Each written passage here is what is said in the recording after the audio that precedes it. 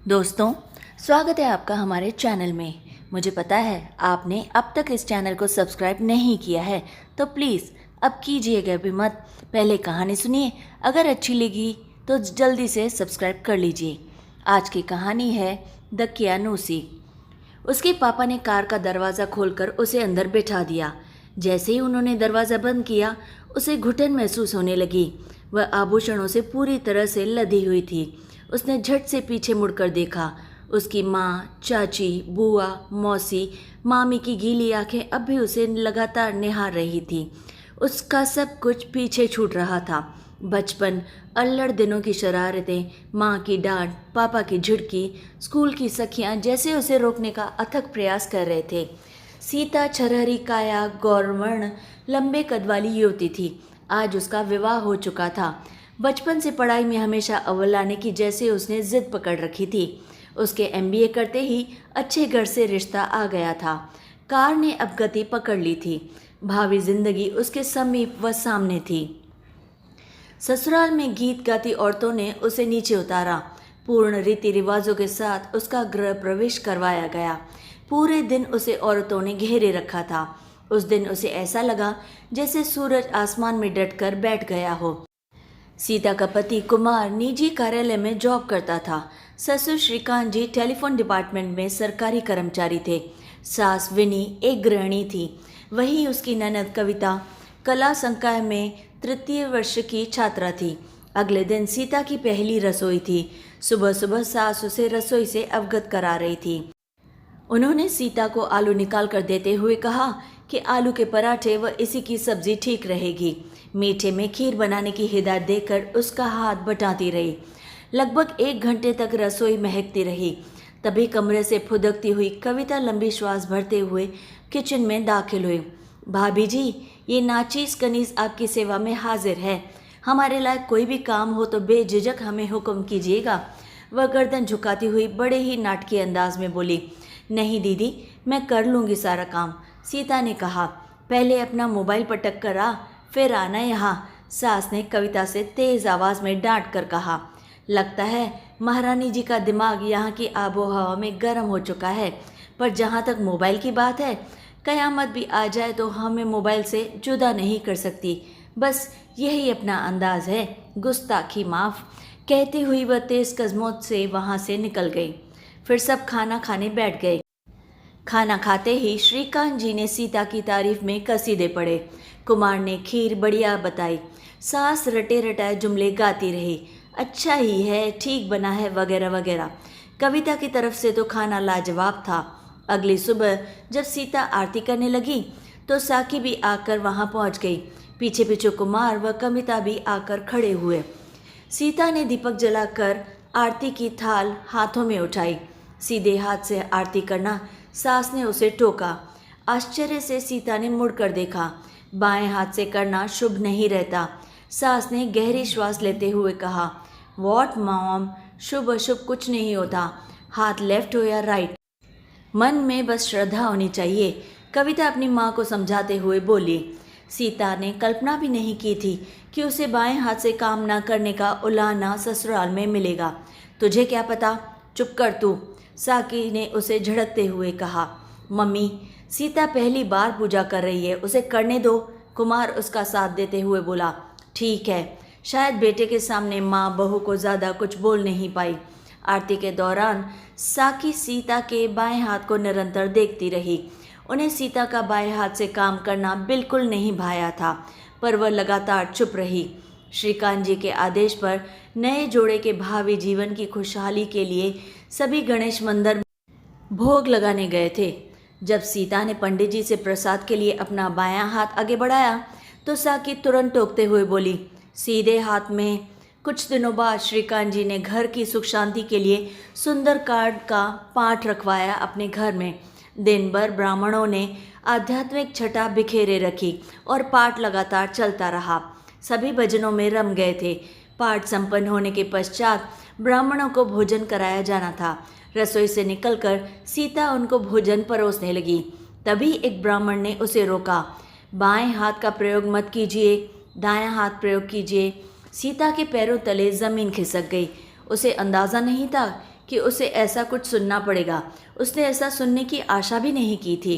सास ससुर व पति अन्य कार्यों को निपटाने में लगे थे। इतना सुनते ही उनका ध्यान उधर गया। साकी ने भागकर सीता के हाथ से सब्जी का चमचा छीना और कहने लगी, बहू तुम रसोई से पुड़ियाँ ले आओ, मैं परोसती हूँ इन्हें। फिर बड़े ही आराम से ब्राह्मणों को भोजन कराया गया। देर रात जब साकी व सीता रसोई के बचे हुए काम निपटा रही थी, तब सास गर्म लहजे में उससे बोली, तुमसे कितनी बार कहा है कि आध्यात्मिक कार्यों में व मंदिरों में व भोजन परोसते वक्त दाएं हाथ का प्रयोग करो, मगर तुम्हारे कान में जूं तक नहीं रेंगती। लेकिन मम्मी जी, मुझसे नहीं हो पाता, मेरा मतलब इसी हाथ की आदत है ना मुझे। बड़े ही धीमे स्वर में सीता ने कहा, कैसे नहीं होता? थोड़े दिन सीधे हाथ काम में लोगी तो आदत खुद ब खुद बन जाएगी, कहकर साकी बड़े ही गुस्से में पैर पटकती हुई चली गई। दिन प्रतिदिन सीता का बायां हाथ साकी की आंखों की किरकिरी बनता जा रहा था। कुमार व कविता अधिकतर सीता का ही पक्ष लेते थे। उन दोनों के लिए यह बात बड़ी ही दकियानूसी थी। सीता के लिए ऐसा बर्ताव नया नहीं था।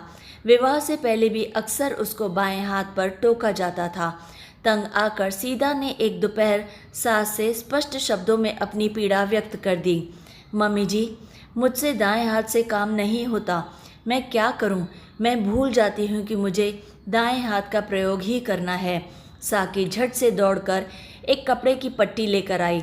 इसका भी इलाज है मेरे पास, तू बिल्कुल मत घबरा, कहती हुई साकी उसके बाएं हाथ की कोनी से लेकर हथेली तक पूरी तरह से उस कपड़े से बांधने लगी। सीता तो मानो गाय बन गई थी। फिर साकी ने निर्देश दिया, सुन, अब झाड़ू लगाने, चमचा पकड़ने, पानी की बाल्टी उठाने, पोछा मारने व अन्य सभी कार्य सीधे हाथ से ही करना। और हाँ, कुमार, कविता व उनके पापा के आने से पहले यह पट्टी खोल लेना और रोज़ सुबह उनके जाते ही वापस बांध लेना, समझी तुम? मुझे उनसे कुछ भी ना सुनना पड़े। तब साकी ने लाल मिर्च उसके दाएं हाथ में पकड़ाई और कहने लगी, ले मिर्ची कूट, रोज़ दाएं हाथ को काम में लेगी तो आदत खुद ब खुद बन जाएगी। दूसरे दिन से ही पति, ससुर व ननद के घर से निकलने के साथ ही सीता अपने हाथ पर पट्टी बांध लेती थी और शाम को उनके आने से पहले उसे खोल भी देती थी। अभी 3-4 दिन ही निकले नहीं थे कि सीता का दृढ़ निश्चय अब जवाब देने लगा। पोछा, झाड़ू व चमचा तो फिर भी वह अपने हाथ से कर पाती थी, दाएं हाथ के इस्तेमाल से, मगर दिक्कत तो बाल्टी उठाने में आई। 2 कदम उठाकर फिर नीचे रखनी पड़ी। साकी सीता को आंगन में बैठी देखती ही रहती, उस पर अपना नियंत्रण रखने पर नाज करती कि मेरी बहू मेरे कहने पर ही चलती है। एक दिन साकी ने सीता के आगे कैरियों से भरी हुई परात रखकर उन्हें दाएं हाथ से काटने का आदेश दिया। सीता चुपचाप कैरियां काटने लगी। उस दिन कविता कॉलेज से जल्दी वापस लौट आई थी। यहाँ वहाँ सीता को ढूंढते हुए वह छत पर चली आई। अच्छा, तो रानी साहिबा यहाँ है। इस कनीज ने पूरा महल छान मारा, कविता ने बड़े ही मजाकिया अंदाज में अपनी भाभी से कहा। इतना सुनते ही उसे देखते हुए सीता ने जल्दी से बाएं हाथ की पट्टी जल्दी से हटा दी और चुपचाप नीचे छुपा दी। दीदी, आज आप जल्दी आ गई कॉलेज से? हाँ भाभी, एग्ज़ाम आने वाले हैं ना, तो प्रिपरेशन के लिए आज से छुट्टी दे दी है। फिर कैरियाँ देखकर बोली, अरे वाह कैरियाँ, मलिका ने हमारा दिल खुश कर दिया। तभी साकी वहाँ आ गई। तू इंटरवल में ही आ गई आज? वॉट मॉम, कॉलेज में इंटरवल नहीं होता, बताया तो था तुझे। कविता बोली, हाँ हाँ ठीक है, जाकर अब 2 कप चाय बना ला, साकी ने उसे हुक्म दिया। उधर कैरियाँ काटते हुए सीता की उंगली पर चाकू जा लगा। ओह, वह जोर से चीखी। क्या हुआ भाभी? अरे खून, मैं फर्स्ट एड बॉक्स लेकर आती हूँ। फिर कविता ने घाव साफ करके बैंडेज लगा दी। रात में कुमार ने सीता का घाव देखकर उससे पूछ ही लिया, कहीं तुम माँ के कहने पर तो दाएं हाथ से काम नहीं कर रही हो ना? नहीं नहीं, ये आप क्या बोल रहे हैं? यह तो मेरी लापरवाही की वजह से गलती से कट लग गया था। बड़ी ही कुशलता से सीता झूठ बोल गई। लेकिन मम्मी तुम्हें बार बार दाएं हाथ से काम करने को टोकती रहती है ना, तो मुझे अच्छा नहीं लगा।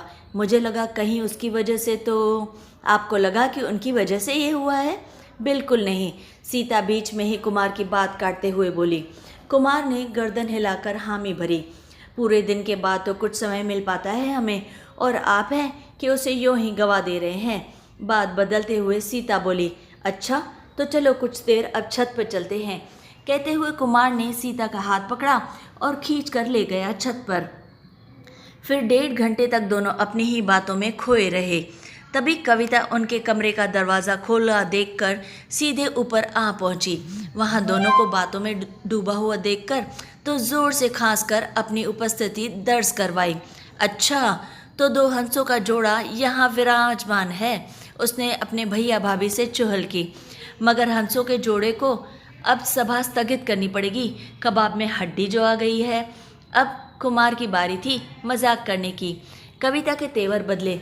मुझे हड्डी कहा भैया, बोलते हुए कुमार पर झपटी। इस पर वह भागता हुआ कुमार सीढ़ियां लांघकर कमरे में घुस गया। ऊपर ननद भाभी की हंसी हवा में एक साथ तैर रही थी। अगले दिन कविता बालकनी में पढ़ाई कर रही थी, सीता अपनी रसोई में व्यस्त थी और साकी खाना खा रही थी। अचानक चिल्लाने की जोरदार आवाज़ आई और वो आवाज़ सुनकर सीता दौड़कर वहां आ गई। कविता सीढ़ियों से गिर पड़ी और दर्द से कराह रही थी। साकी ने आकर देखा तो उसे ऐसा लगा मानो उनको सांप सूंघ गया था। सीता ने कविता को उठाकर तुरंत उसके बेड पर लिटाया। मम्मी जी, मैं दीदी को अस्पताल लेकर जा रही हूँ, कहते हुए सीता कविता की स्कूटी पर उसे अस्पताल ले गई। 1 घंटे बाद जब सीता लौटी तो कविता के दाएं हाथ में प्लास्टर बंधा हुआ था। वह माँ से लिपट गई और बोली, मॉम आई एम फाइन, आप बिल्कुल मत घबराइए। क्या फाइन? मुंडी ऊपर करके मत चला करना बेटा, साकी ने झूठा गुस्सा किया। श्रीकांत जी जब ऑफिस से लौटे तो साकी ने उन्हें सारी बात बताई। वे कविता के पास बैठ गए। चोट तो ठीक होने में शायद 3-4 हफ्ते लगेंगे, अब एग्ज़ाम कैसे देगी ये? उन्होंने उससे प्रश्न किया। मैं भी पूरे रास्ते बस इसी उलझन में थी पापा, अब मैं क्या करूं? कुमार दफ्तर से लौट आए। कुर्सी लेकर वह वहीं पर उसके कमरे में बैठ गए। 5 दिन ही बचे हैं पापा, कविता ने उन्हें बताया। नेहा को बुला लेते हैं, उसके 12th के एग्ज़ाम भी हो चुके हैं, इसी बहाने कुछ दिन यहाँ रह लेगी। तो गीता मौसी से बात करके दोनों को परसों ही यहाँ बुला ले, श्रीकांत जी ने अपनी बेटी को सुझाव दिया। अरे हाँ पापा, ये ठीक रहेगा, बोलते हुए कुमार ने फ़ोन घुमा दिया अपनी मौसी को। परीक्षा वाले दिन नेहा और कविता घर से निकल ही रहे थे कि नेहा का चश्मा हाथ से गिर पड़ा, जिसने टूट कर ही दम लिया। नेहा अब तो जैसे बर्फ़ की तरह जम गई। कविता को ऐसे लगा जैसे वह ज़मीन में धंसती जा रही थी। सीता ने स्थिति का जायज़ा लेकर तुरंत कविता की परीक्षा देने का निर्णय लिया। वह अपनी प्यारी ननद को किसी मुसीबत में फंसे रहना भला कैसे देख सकती थी। सीता कविता की हस्तलेख यानी कि स्क्राइब बनकर परीक्षा देने लगी। जो वह कहती वह एग्ज़ाम में लिखती जाती। लगभग 1.25 महीने कविता के इम्तिहान चले। उसने माँ का सीता के प्रति इन दिनों रवैया देख लिया था, पर वह लगातार चुप रही। मगर जब माँ ने उस दिन सीता को हाथ पर पट्टी बांधने को कहा तो उसका सब्र जैसे टूट गया और वह माँ पर बुरी तरह से बरस पड़ी। बस मॉम, बहुत हो गया। क्यों भाभी को आप परेशान करती रहती हैं? क्या बाएं हाथ से काम करना कोई अपराध है? जब से भैया का विवाह हुआ है मैं लगातार देख रही हूँ, आप भाभी को काम करने पर लगातार टोकती ही आ रही हो। पहले बाएं हाथ से पूजा मत करो, प्रसाद सीधे हाथ में लो, बाएं हाथ से भोजन मत परोसो। इन सब बातों से कुछ नहीं होता मॉम, आप समझती क्यों नहीं? तू नहीं समझती, ये शगुन अपशगुन की बातें। साकी ने बात को वहीं पर दबाना चाहा। अच्छा, मैं नहीं समझती तो मॉम एक बात आप मुझे बताओ, भाभी बचपन से पूजा करती आ रही हैं, तब उनसे भगवान को कभी नाराज़गी नहीं हुई? जब भाभी रुपए हाथ में लेकर पकड़ती हैं तो वे पैसों में नहीं बदले? भाभी जब सुबह सवेरे पापा को बाएं हाथ से अखबार पकड़ाती हैं तो क्या सारी खबरें बुरी हो जाती हैं क्या अखबार में? ना, नहीं ना। घर का खाना भाभी के हाथ का बना खाने से हम में से कोई भी बीमार नहीं हुआ है, आपको ये समझना पड़ेगा। स्कूटी की कंपनी ने भी कभी बाईं ओर एक्सीलेटर नहीं बनाया, फिर भी भाभी ने वह चलाना सीख ही ली। और सबसे बड़ी बात, मेरे हाथ में फ्रैक्चर होने पर बाएं हाथ से कार्य करने वाली ने ही मेरी परीक्षा दी है मॉम। आपको ये बातें समझनी ही पड़ेगी, नहीं तो मेरे 3 साल बुरी तरह से ख़राब हो चुके होते। तो फिर आखिर क्यों आप भाभी को दाएं हाथ से काम करने को कहती हैं? इससे फ़र्क नहीं पड़ता मॉम, ये बिल्कुल वैसे ही है जैसे हम दाएं हाथ से काम करते हैं। मेरी तीनों फ्रेंड्स गायत्री, मीनाक्षी, रेनू भी तो लेफ्टी है मॉम, वे तो कभी बाएं हाथ पर पट्टी नहीं बांधती। और ना जाने कितने लोग लेफ्टी हैं, तो क्या वे भी दाएं हाथ से कार्य करने का अभ्यास करते हैं? बोलो मॉम, कुछ तो बोलो। अब तक साकी अपनी बेटी को बच्ची समझकर उसकी बातों पर ध्यान नहीं देती थी, मगर आज उसके मुंह से इतनी सारी समझदारी की भरी बातें सुनकर उन्हें अपनी गलती का पूरी तरह से एहसास हो गया था। सीता निःशब्द सी सास के आंसू पोंछने लगी। बस साकी का मन पंख के समान अब पूरी तरह से हल्का हो गया था। उन्होंने सीता के हाथ पर बंधी पट्टी को एक क्षण में खोलकर वहीं रखे हुए पास में डस्टबिन के हवाले कर दिया। ये देखकर कविता और सीता के चेहरे मुस्कुरा उठे और उनके चेहरे पर मुस्कान तैर गई। आखिर साकी के दक्यानुसी मन को एक सही दिशा मिल ही गई। तो दोस्तों, कैसी लगी आपको आज की कहानी? अगर अच्छी लगे तो अब लाइक और शेयर ज़रूर करें, और हाँ, कमेंट्स में हमें अपनी राय बताना बिल्कुल ना भूलें कि आपको ये कहानी कैसी लगी। और फिर वायदे के मुताबिक आपको चैनल को सब्सक्राइब ज़रूर करना है, क्योंकि आपको कहानी बिल्कुल अच्छी लगी होगी, हमें पता है। और अब रोज़ की तरह लाइक, शेयर एंड सब्सक्राइब।